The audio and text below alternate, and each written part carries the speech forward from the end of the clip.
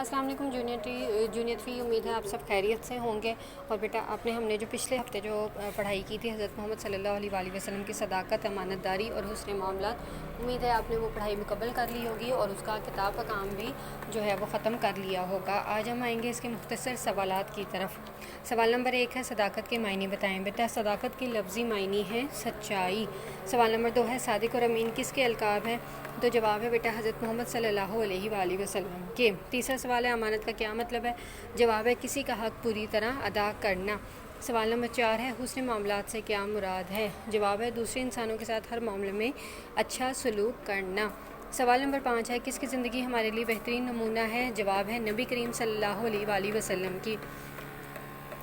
बेटा ये नबी करीम पे आप स्वाद जो है वो ऊपर छोटी सी स्वाद बना लीजिएगा, जिसका मतलब है सल्लल्लाहु अलैहि वसल्लम। सवाल नंबर 6 है, कौन सी सिफ़त अल्लाह ताला को बहुत पसंद है? तो बेटा जवाब है सदाकत की। सवाल नंबर 7 है, हमें लोगों से किस तरह पेश आना चाहिए? जवाब है हमें लोगों के साथ खुश अखलाकी और मोहब्बत से पेश आना चाहिए। इन सवालात को अच्छी तरह आप ज़ुबानी याद करें। अपना बहुत ज़्यादा ख्याल रखें। अल्लाह हाफ़िज़।